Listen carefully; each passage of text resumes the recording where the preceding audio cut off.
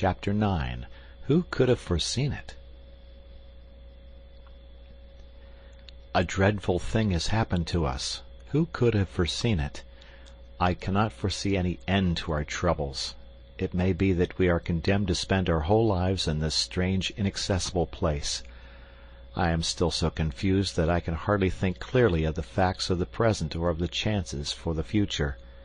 To my astounded senses, the one seems most terrible, and the other as black as night. No men have ever found themselves in a worse position, nor is there any use in disclosing to you our exact geographical situation and asking our friends for a relief party.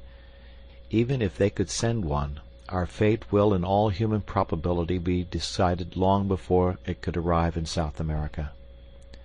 We are, in truth, as far from any human aid as if we were on the moon. If we are to win through, it is only our own qualities which can save us. I have as companions 3 remarkable men of great brain power and of unshaken courage. There lies our one and only hope. It is only when I look upon the untroubled faces of my comrades that I see some glimmer through the darkness. Outwardly I trust that I appear as unconcerned as they. Inwardly I am filled with apprehension. Let me give you, with as much detail as I can, the sequence of events which have led us to this catastrophe. When I finished my last letter, I stated that we were within 7 miles from an enormous line of ruddy cliffs, which encircled, beyond all doubt, the plateau of which Professor Challenger spoke. Their height as we approached them seemed to me in some places to be greater than he had stated, running up in parts to at least 1,000 feet, and they were curiously striated, in a manner which is, I believe, characteristic of basaltic upheavals. Something of the sort is to be seen in Salisbury Crags at Edinburgh. The summit showed every sign of a luxuriant vegetation, with bushes near the edge, and farther back many high trees. There was no indication of any life that we could see. That night we pitched our camp immediately under the cliff, a most wild and desolate spot. The crags above us were not merely perpendicular, but curved outwards at the top, so that ascent was out of the question.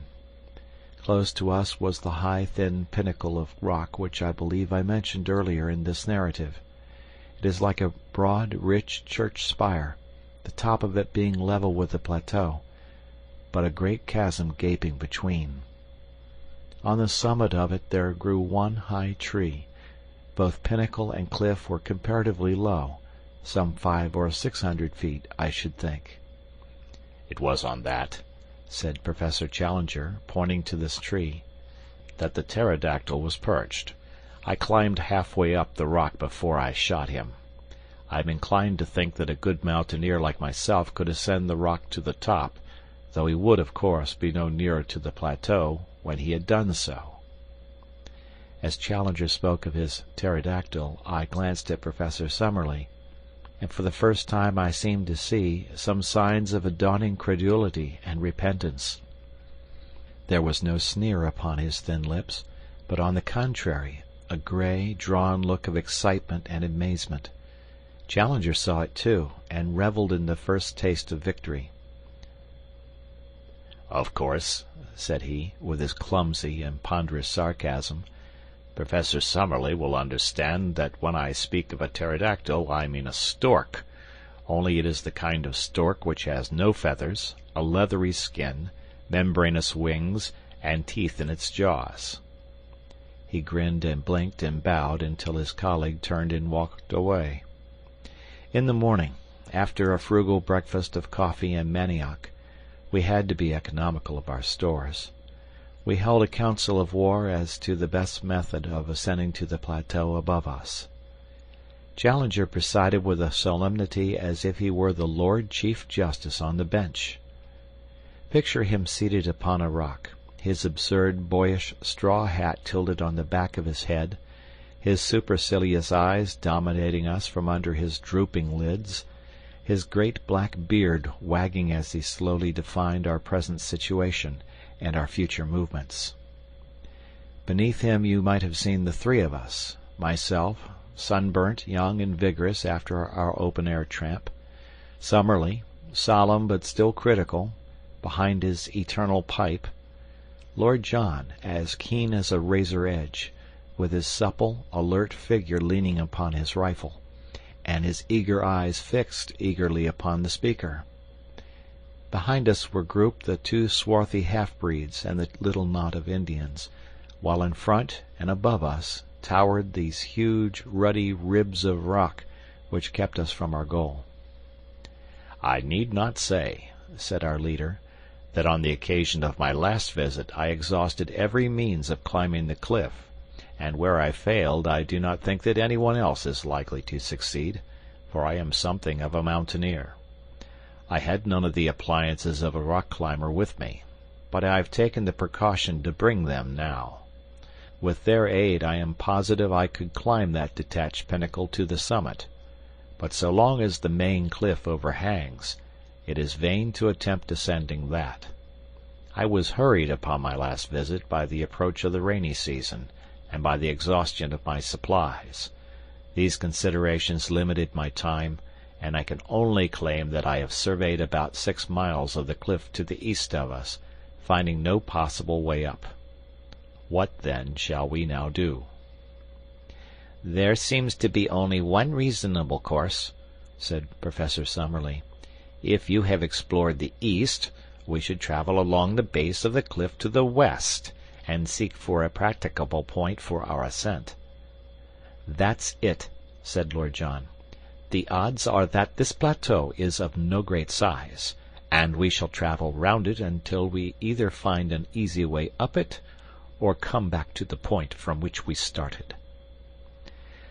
"I have already explained to our young friend here," said Challenger, he has a way of alluding to me as if I were a school-child 10 years old, "that it is quite impossible that there should be an easy way up anywhere, for the simple reason that if there were the summit would not be isolated, and those conditions would not obtain which have effected so singular an interference with the general laws of survival. Yet I admit that there may very well be places where an expert human climber may reach the summit, and yet a cumbrous and heavy animal be unable to descend. It is certain that there is a point where an ascent is possible." "How do you know that, sir?" asked Summerlee sharply. "Because my predecessor, the American Maple White, actually made such an ascent. How otherwise could he have seen the monster which he sketched in his notebook?" "There you reason somewhat ahead of the proved facts," said the stubborn Summerlee. "I admit your plateau, because I have seen it, but I have not as yet satisfied myself that it contains any forms of life whatever."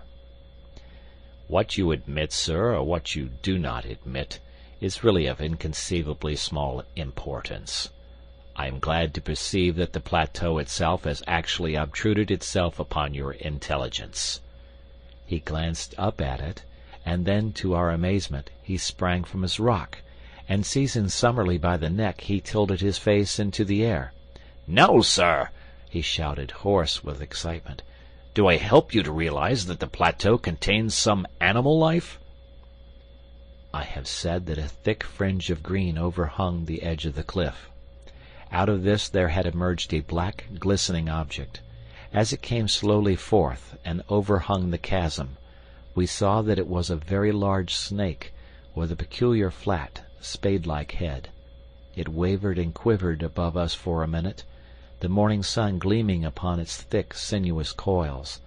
Then it slowly drew inwards and disappeared. Summerlee had been so interested that he had stood unresisting while Challenger tilted his head into the air. Now he shook his colleague off and came back to his dignity. "I should be glad, Professor Challenger," said he, "if you could see your way to make any remarks which may occur to you without seizing me by the chin. Even the appearance of a very ordinary rock python does not appear to justify such a liberty." "But there is life upon the plateau all the same," his colleague replied in triumph, And now, having demonstrated this important conclusion so that it is clear to anyone, however prejudiced or obtuse, I am of opinion that we cannot do better than break up our camp and travel to westward until we find some means of ascent. The ground at the foot of the cliff was rocky and broken, so that the going was slow and difficult. Suddenly we came, however, upon something which cheered our hearts.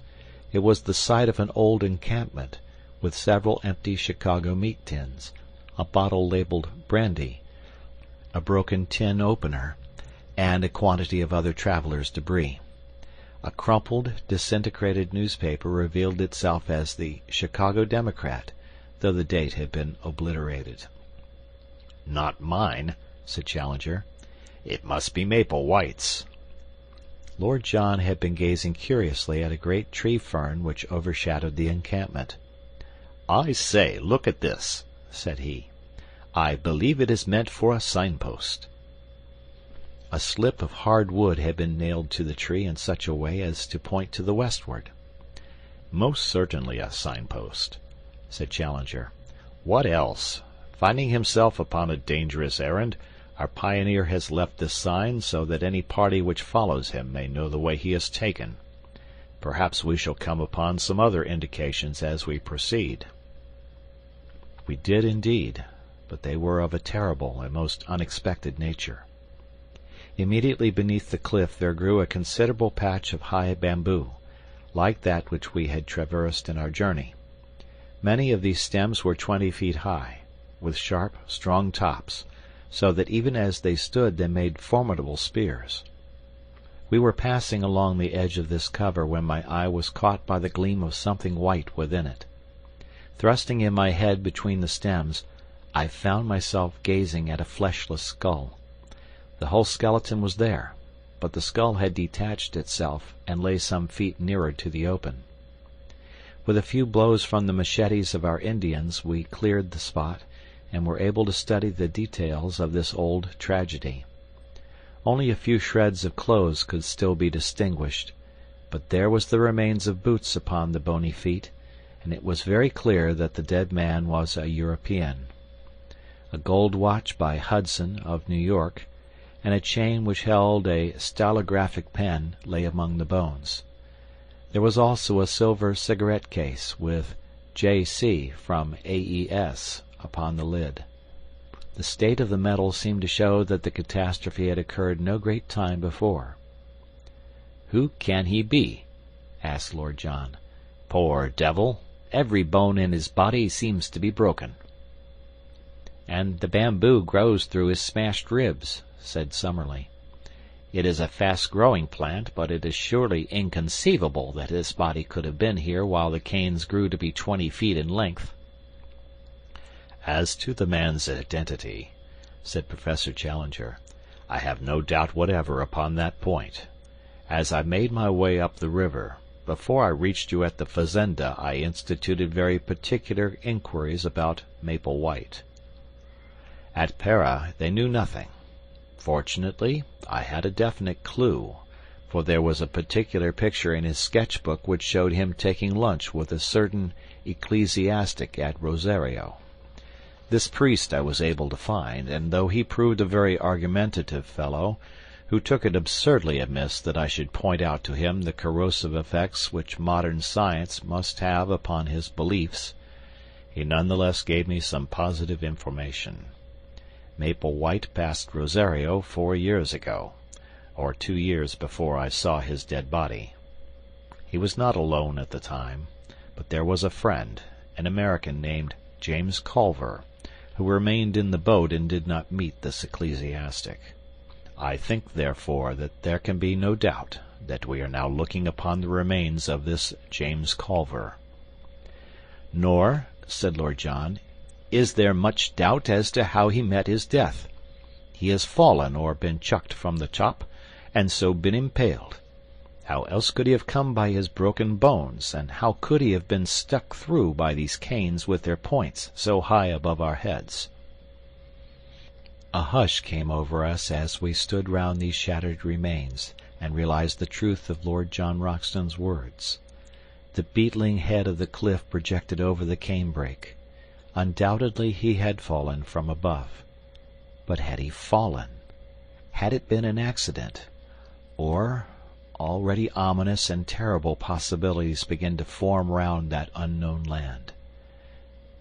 We moved off in silence, and continued to coast round the line of cliffs, which were as even and unbroken as some of those monstrous Antarctic ice fields which I have seen depicted, as stretching from horizon to horizon, and towering high above the mastheads of the exploring vessel. In 5 miles we saw no rift or break, and then suddenly we perceived something which filled us with new hope. In a hollow of the rock, protected from rain, there was drawn a rough arrow in chalk, pointing still to the westwards. "Maple White again," said Professor Challenger. He had some presentiment that worthy footsteps would follow close behind him. He had chalk, then? A box of colored chalks was among the effects I found in his knapsack. I remember that the white one was worn to a stump. "That is certainly good evidence," said Summerlee. "We can only accept his guidance and follow on to the westward." We had proceeded some 5 more miles when again we saw a white arrow upon the rocks. It was at a point where the face of the cliff was for the first time split into a narrow cleft. Inside the cleft was a second guidance mark, which pointed right up it with the tip somewhat elevated, as if the spot indicated were above the level of the ground. It was a solemn place, for the walls were so gigantic and the slit of blue sky so narrow and so obscured by a double fringe of verdure that only a dim and shadowy light penetrated to the bottom. We had had no food for many hours, and were very weary with the stony and irregular journey, but our nerves were too strung to allow us to halt. We ordered the camp to be pitched, however, and leaving the Indians to arrange it, we four, with the 2 half-breeds, proceeded up the narrow gorge. It was not more than 40 feet across at the mouth, but it rapidly closed until it ended in an acute angle, too straight and smooth for an ascent. Certainly it was not this which our pioneer had attempted to indicate. We made our way back. The whole gorge was not more than a quarter of a mile deep, and then suddenly the quick eyes of Lord John fell upon what we were seeking. High up above our heads, amid the dark shadows, there was one circle of deeper gloom. Surely it could only be the opening of a cave. The base of the cliff was heaped with loose stones at the spot, and it was not difficult to clamber up. When we reached it, all doubt was removed. Not only was it an opening into the rock, but on the side of it there was marked once again the sign of the arrow.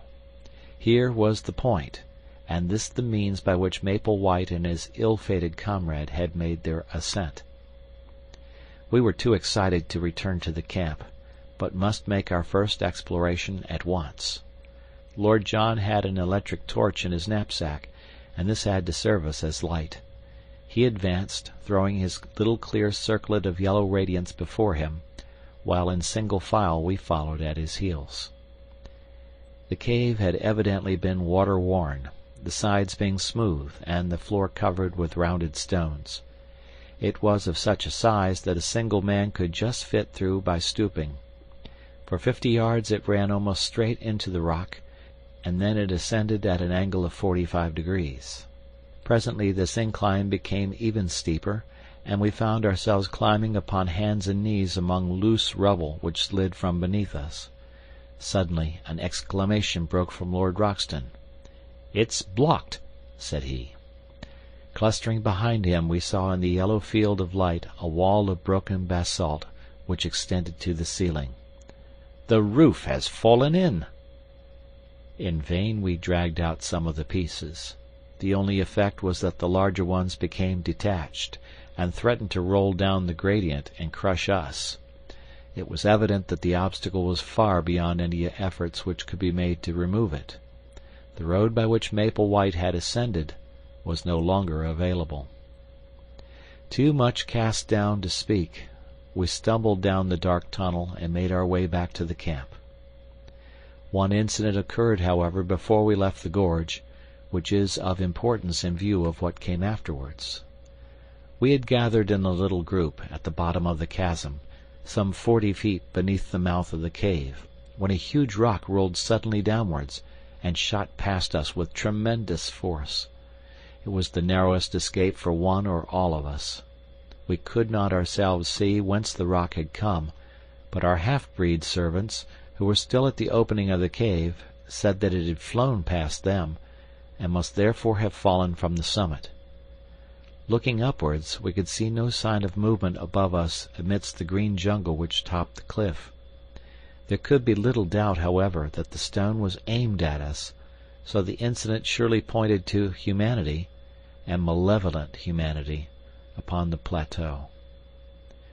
We withdrew hurriedly from the chasm, our minds full of this new development and its bearing upon our plans. The situation was difficult enough before, but if the obstructions of nature were increased by the deliberate opposition of man, then our case was indeed a hopeless one. And yet, as we looked up at that beautiful fringe of verdure only a few hundreds of feet above our heads, there was not one of us who could conceive the idea of returning to London until we had explored it to its depths. On discussing the situation, we determined that our best course was to continue to coast round the plateau in the hope of finding some other means of reaching the top. The line of cliffs, which had decreased considerably in height, had already begun to trend from west to north, and if we could take this as representing the arc of a circle, the whole circumference could not be very great. At the worst, then, we should be back in a few days at our starting point. We made a march that day which totaled some 22 miles, without any change in our prospects. I may mention that our aneroid barometer shows us that in the continual incline which we have ascended since we abandoned our canoes, we have risen to no less than 3,000 feet above sea level. Hence there is a considerable change both in the temperature and in the vegetation. We have shaken off some of that horrible insect life which is the bane of tropical travel. A few palms still survive, and many tree ferns, but the Amazonian trees have all been left behind. It was pleasant to see the convolvulus, the passion flower, and the begonia, all reminding me of home, here among these inhospitable rocks. There was a red begonia just the same color as one that is kept in a pot in the window of a certain villa in Streatham, but I am drifting into private reminiscence. That night, I am still speaking of the first day of our circumnavigation of the plateau, a great experience awaited us, and one which forever set at rest any doubt which we could have had as to the wonders so near us. You will realize as you read it, my dear Mr. McArdle, and possibly for the first time, that the paper has not sent me on a wild goose chase, and that there is conceivably fine copy waiting for the world whenever we have the Professor's leave to make use of it. I shall not dare to publish these articles unless I can bring back my proofs to England, or I shall be hailed as the journalistic Munchausen of all time. I have no doubt that you feel the same way yourself, and that you would not care to stake the whole credit of the Gazette upon this adventure, until we can meet the chorus of criticism and skepticism which such articles must of necessity elicit. So this wonderful incident, which would make such a headline for the old paper, must still wait its turn in the editorial drawer. And yet it was all over in a flash, and there was no sequel to it, save in our own convictions. What occurred was this. Lord John had shot an agouti, which is a small pig-like animal, and, half of it having been given to the Indians, we were cooking the other half upon our fire. There is a chill in the air after dark, and we had all drawn close to the blaze. The night was moonless, but there were some stars, and one could see for a little distance across the plain. Well, suddenly out of the darkness, out of the night, there swooped something with a swish like an aeroplane. The whole group of us were covered for an instant by a canopy of leathery wings, and I had a momentary vision of a long, snake-like neck, a fierce, red, greedy eye, and a great snapping beak, filled to my amazement with little gleaming teeth. The next instant it was gone, and so was our dinner. A huge black shadow, 20 feet across, skimmed up into the air. For an instant the monster wings blotted out the stars, and then it vanished over the brow of the cliff above us. We all sat in amazed silence round the fire, like the heroes of Virgil when the harpies came down upon them. It was Summerlee who was the first to speak. "Professor Challenger," said he in a solemn voice, which quavered with emotion, "I owe you an apology. Sir, I am very much in the wrong, and I beg that you will forget what is past." It was handsomely said, and the two men for the first time shook hands. So much we have gained by this clear vision of our first pterodactyl. It was worth a stolen supper to bring two such men together. But if prehistoric life existed upon the plateau, it was not superabundant, for we had no further glimpse of it during the next 3 days. During this time we traversed a barren and forbidding country, which alternated between stony desert and desolate marshes full of many wildfowl upon the north and east of the cliffs. From that direction the place is really inaccessible, and were it not for a hardish ledge which runs at the very base of the precipice, we should have had to turn back. Many times we were up to our waists in the slime and blubber of an old semi-tropical swamp.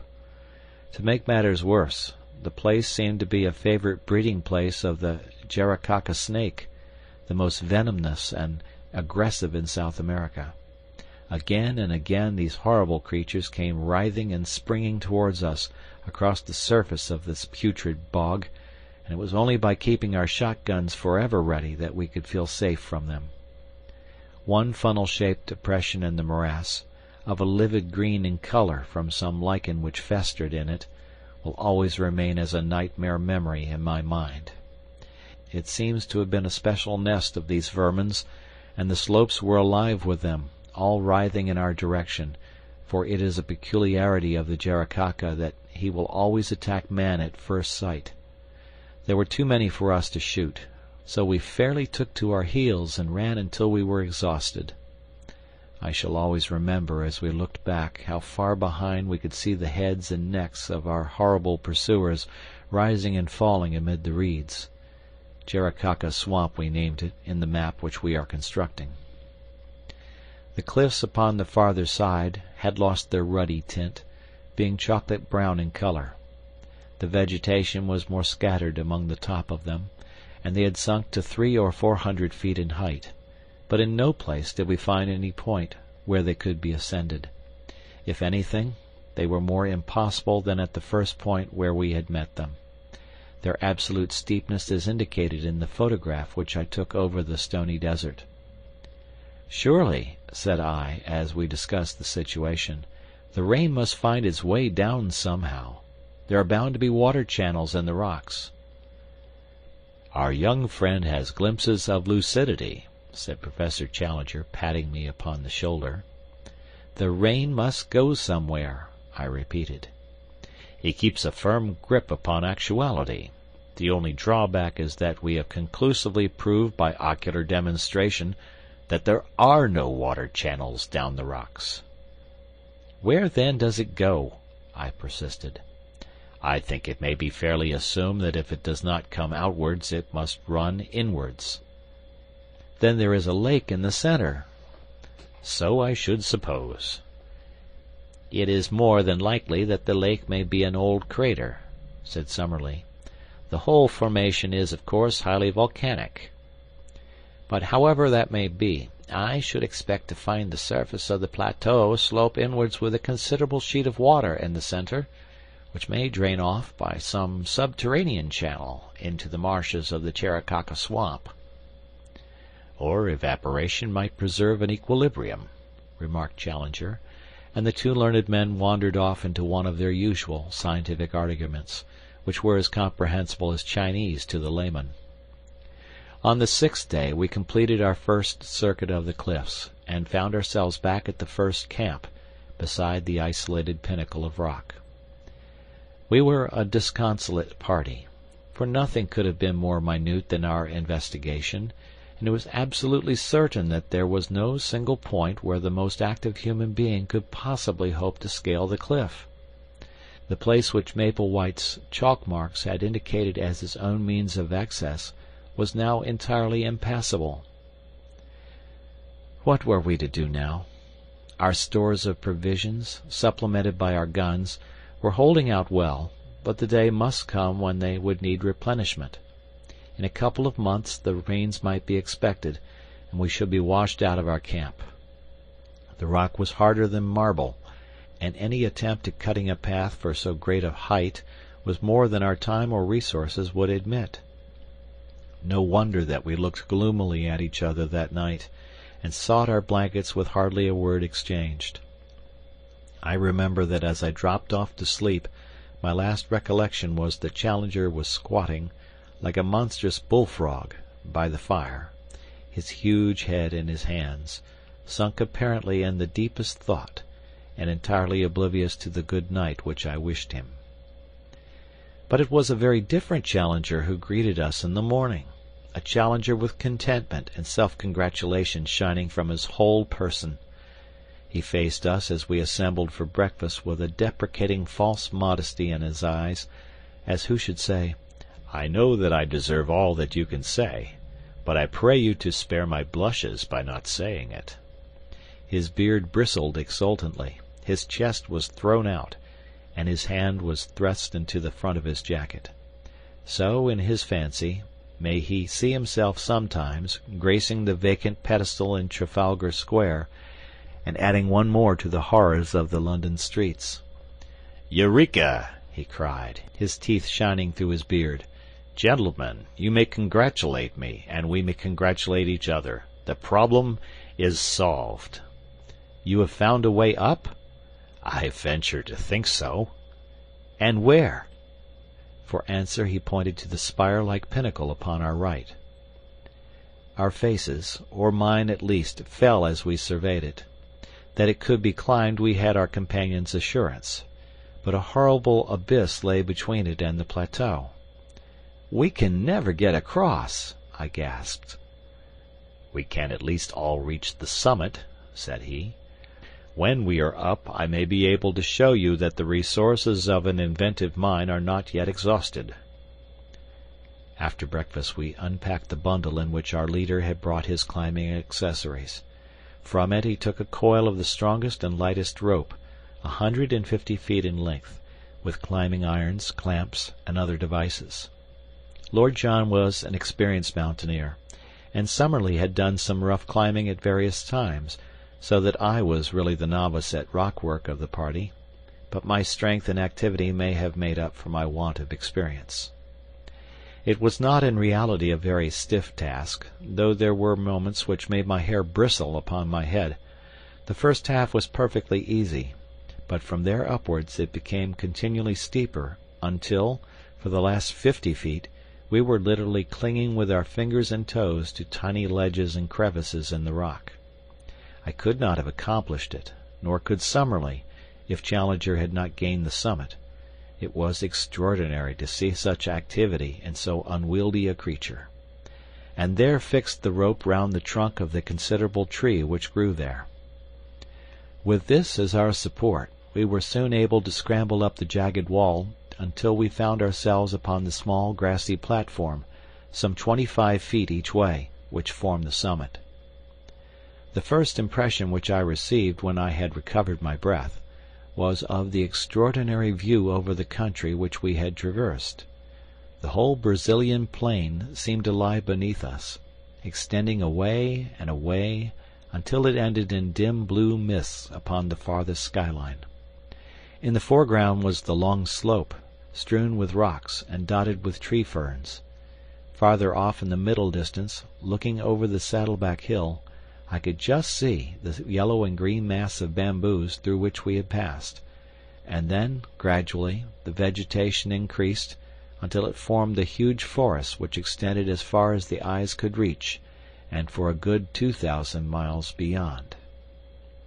I was still drinking in this wonderful panorama when the heavy hand of the Professor fell upon my shoulder. "This way, my young friend," said he. "Vestigia nulla retrorsum. Never look rearwards, but always to our glorious goal." The level of the plateau, when I turned, was exactly that on which we stood, and the green bank of bushes, with occasional trees, was so near that it was difficult to realize how inaccessible it remained. At a rough guess the gulf was 40 feet across, but, so far as I could see, it might as well have been 40 miles. I placed one arm round the trunk of the tree and leaned over the abyss. Far down were the small dark figures of our servants looking up at us. The wall was absolutely precipitous, as was that which faced me. "This is indeed curious," said the creaking voice of Professor Summerlee. I turned and found that he was examining with great interest the tree to which I clung. That smooth bark and those small ribbed leaves seemed familiar to my eyes. "Why," I cried, "it's a beech!" "Exactly," said Summerlee. "A fellow countryman and a far land." "Not only a fellow countryman, my good sir," said Challenger, "but also, if I may be allowed to enlarge your simile, an ally of the first value. This beech tree will be our savior." "By George!" cried Lord John. "A bridge!" "Exactly, my friends, a bridge. It is not for nothing that I expended an hour last night in focusing my mind upon the situation. I have some recollection of once remarking to our young friend here that G.E.C. is at his best when his back is to the wall. Last night you will admit that all our backs were to the wall. But where willpower and intellect go together, there is always a way out. A drawbridge had to be found which could be dropped across the abyss. Behold it." It was certainly a brilliant idea. The tree was a good 60 feet in height, and if it only fell the right way it would easily cross the chasm. Challenger had slung the camp axe over his shoulder when he ascended. Now he handed it to me. "Our young friend has the thews and sinews," said he. "I think he will be the most useful at this task. I must beg, however, that you will kindly refrain from thinking for yourself, and that you will do exactly what you are told." Under his direction I cut such gashes in the side of the tree as would ensure that it should fall as we desired. It had already a strong natural tilt in the direction of the plateau, so that the matter was not difficult.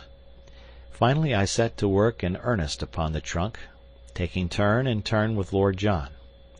In a little over an hour there was a loud crack.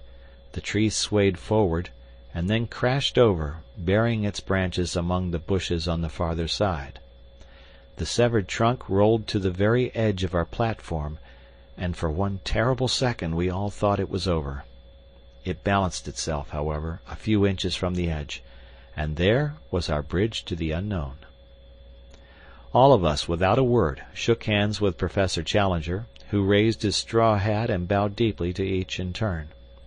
"I claim the honor," said he, "to be the first to cross to the unknown land, a fitting subject, no doubt, for some future historical painting." He had approached the bridge when Lord John laid his hand upon his coat. "My dear chap," said he, "I really cannot allow it." "Cannot allow it, sir?" The head went back and the beard forward. "When it is a matter of science, don't you know, I follow your lead because you are by way of being a man of science, but it's up to you to follow me when you come into my department." "Your department, sir?" "We all have our professions, and soldiering is mine. We are, according to my ideas, invading a new country, which may or may not be chock full of enemies of sorts. To barge blindly into it for want of a little common sense and patience isn't my notion of management."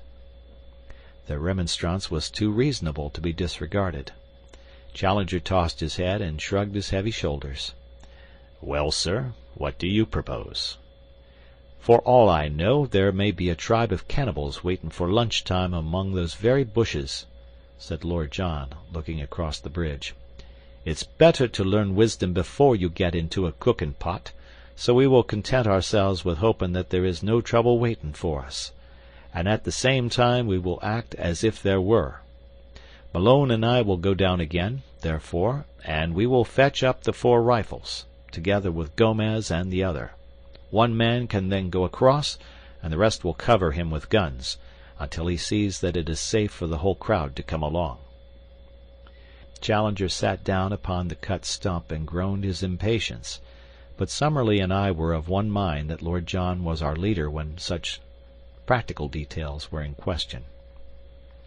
The climb was more a simple thing now that the rope dangled down the face of the worst part of the ascent. Within an hour we had brought up the rifles and a shotgun. The half-breeds had ascended also, and under Lord John's orders they had carried up a bale of provisions in case our first exploration should be a long one. We each had bandoliers of cartridges. "Now, Challenger, if you really insist upon being the first man in," said Lord John, when every preparation was complete.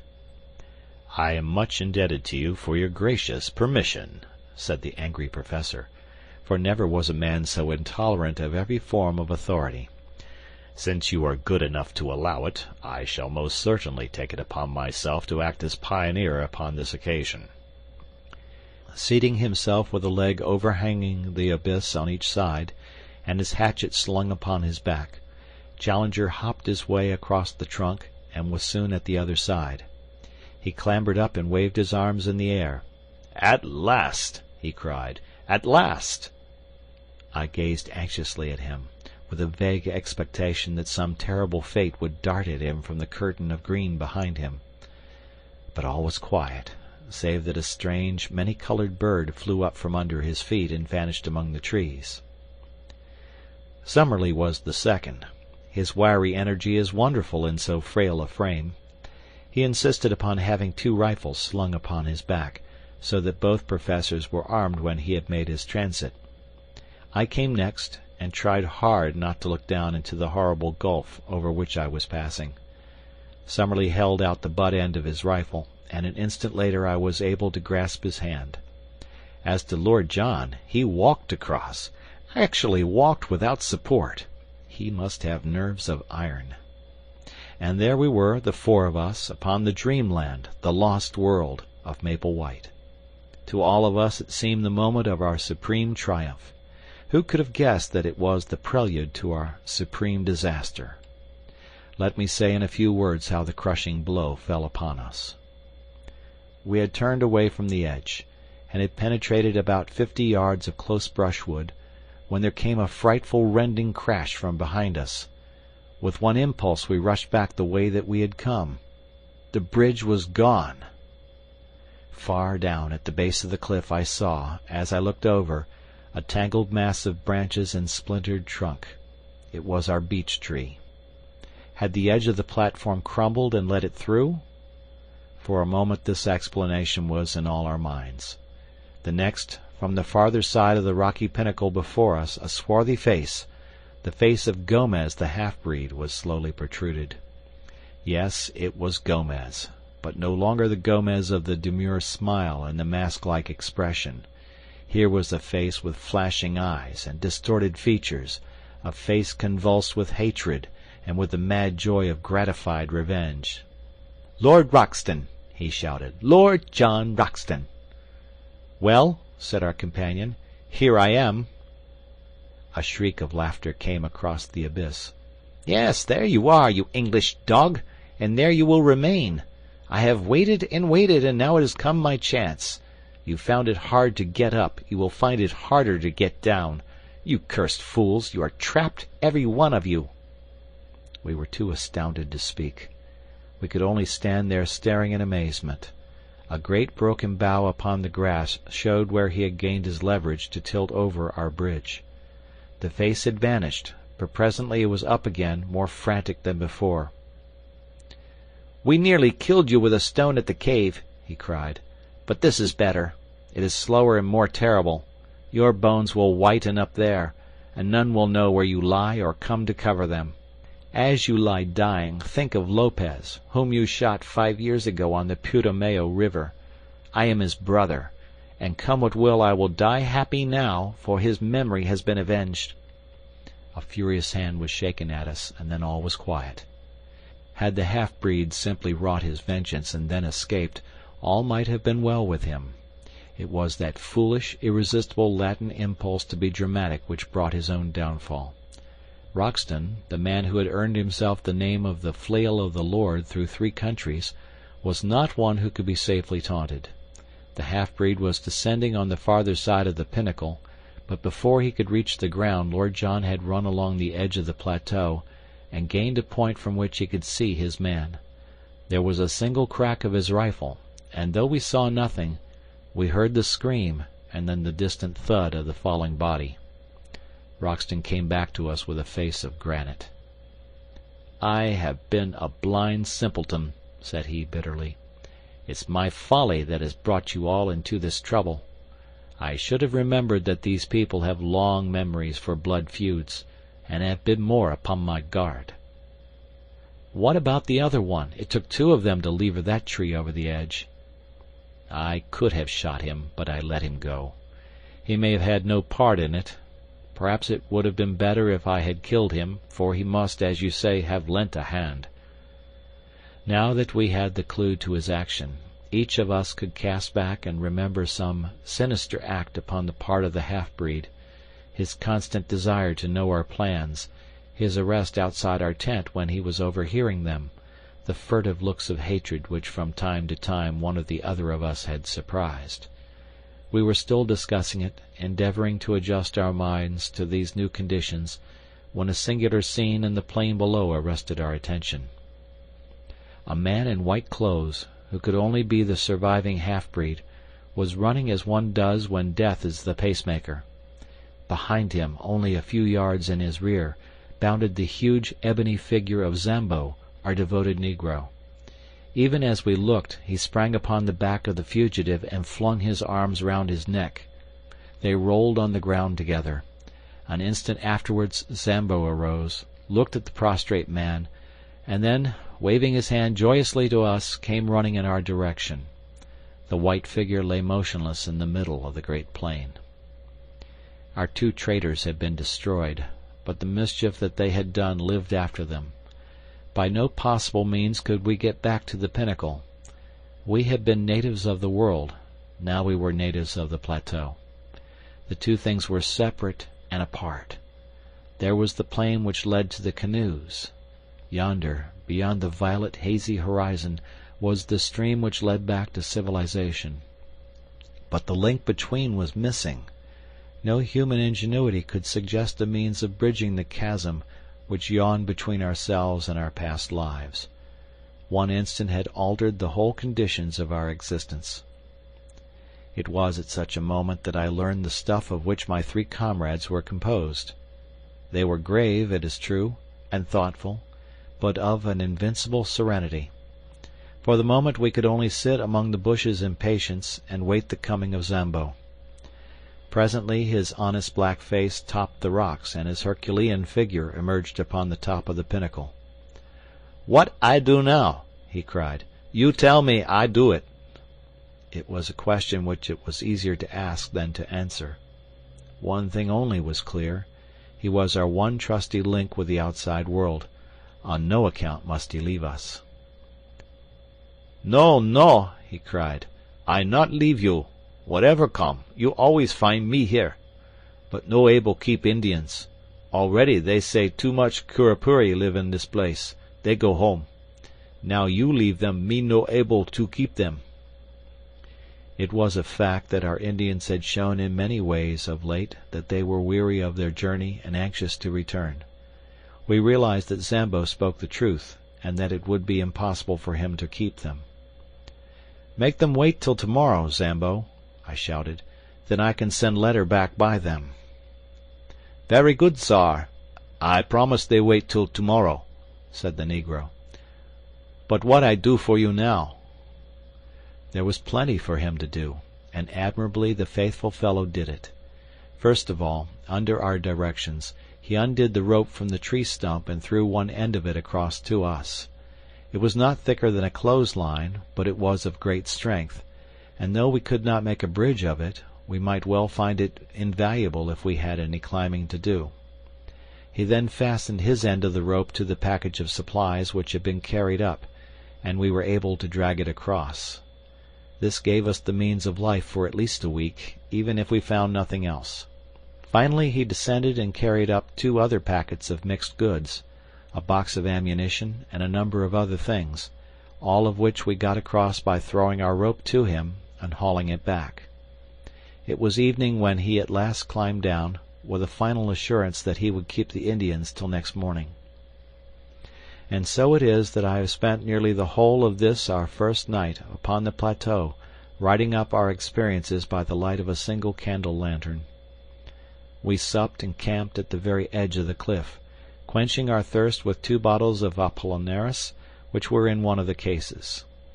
It is vital to us to find water, but I think even Lord John himself had had adventures enough for one day, and none of us felt inclined to make the first push into the unknown.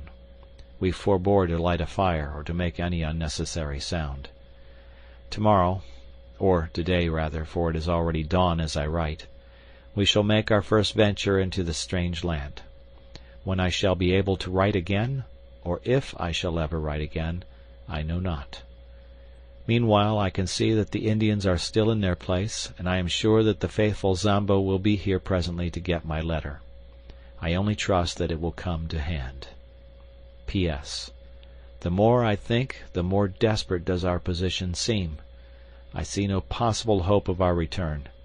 If there were a high tree near the edge of the plateau, we might drop a return bridge across, but there is none within 50 yards. Our united strength could not carry a trunk which would serve our purpose. The rope, of course, is far too short that we could descend by it. No, our position is hopeless. Hopeless. End of chapter.